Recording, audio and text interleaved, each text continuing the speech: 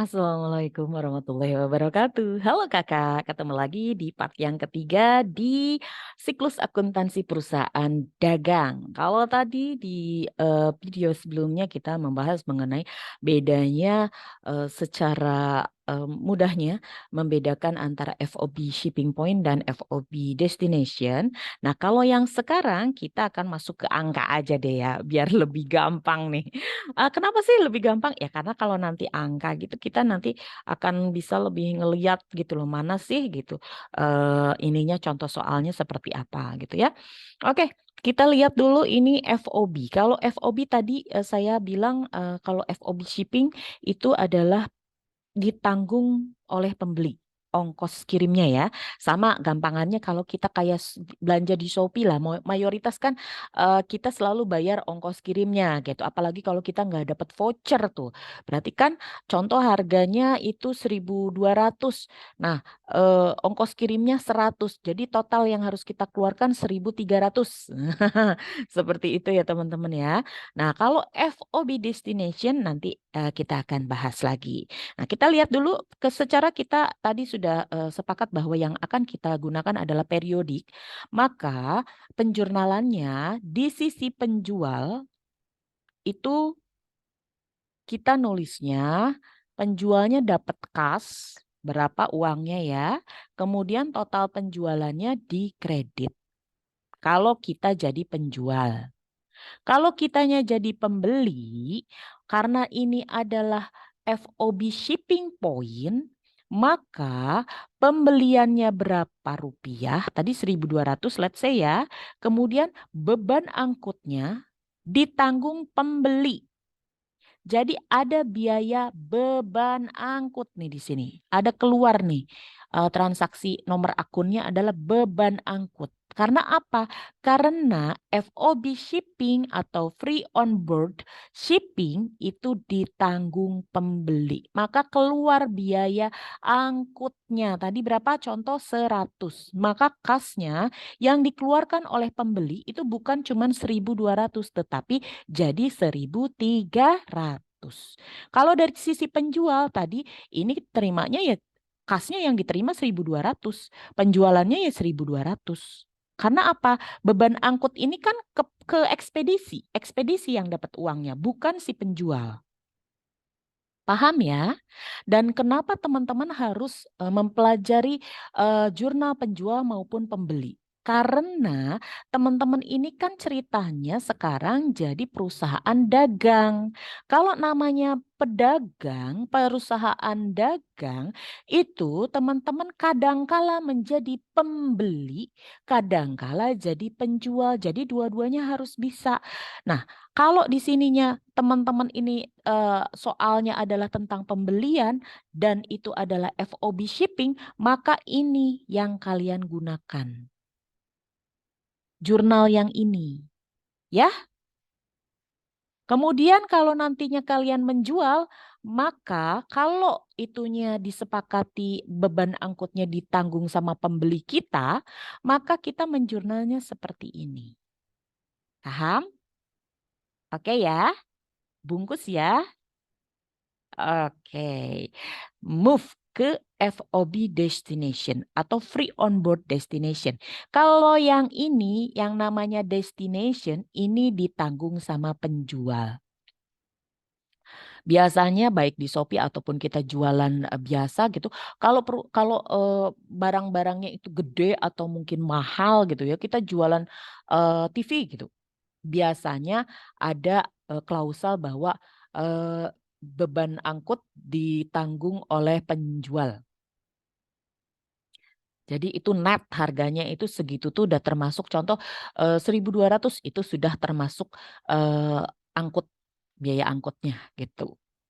Contoh kalau kita mau beli furniture ya, kita ke toko furniture, ke toko laris atau ke toko mana lah gitu. Kemudian kita beli lemari. Lemarinya contoh harganya 1.200.000. Maka ada ditanyakan dulu, ini 1.200.000 itu nyampe rumah atau gimana gitu. Kalau dibilang itu 1.200.000 sampai di rumah berarti ongkos angkutnya itu ditanggung sama PT Laris, bukan sama kita. Atau bisa aja, ya oke lah dikasih 1 juta lah ya kok gitu kan. Atau Pak, apa namanya, Bang dikasih 1 juta ya. Ya sudah nggak apa-apa harganya 1 juta. Tapi ongkos kirimnya ditanggung you ya gitu. Ditanggung pembeli ya gitu. Itu ada juga yang disepakati begitu. Kalau ditanggung pembeli, maka FOB shipping. Tapi kalau ditanggung oleh penjual, maka itu namanya destination. Bagaimana menjurnalnya? Kita tadi sepakati bersama kita akan menggunakan metode periodik.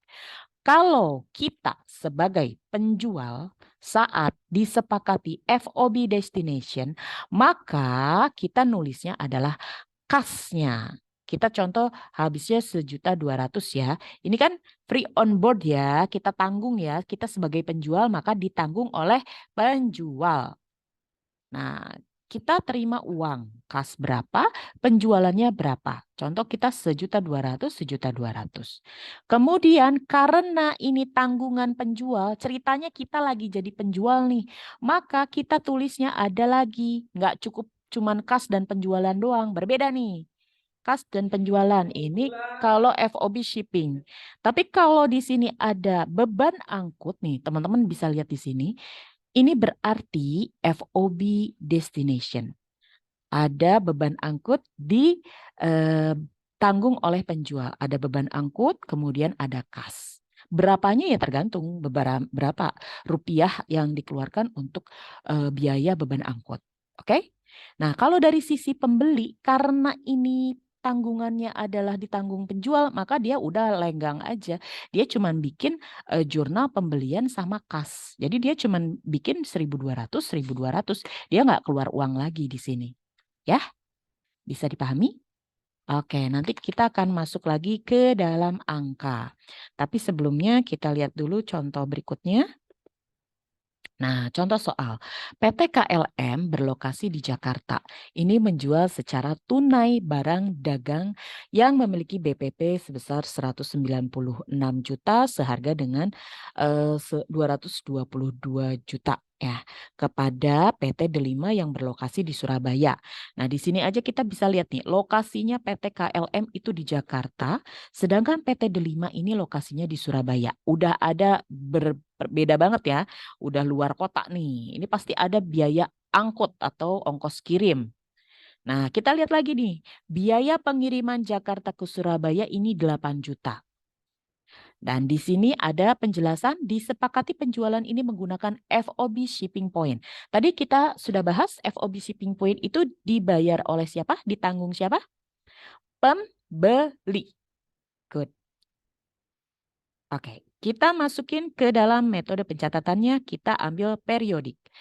Kita sebagai penjual, kalau kita dari sisi PT KLM, maka kita menjurnalnya adalah kasnya,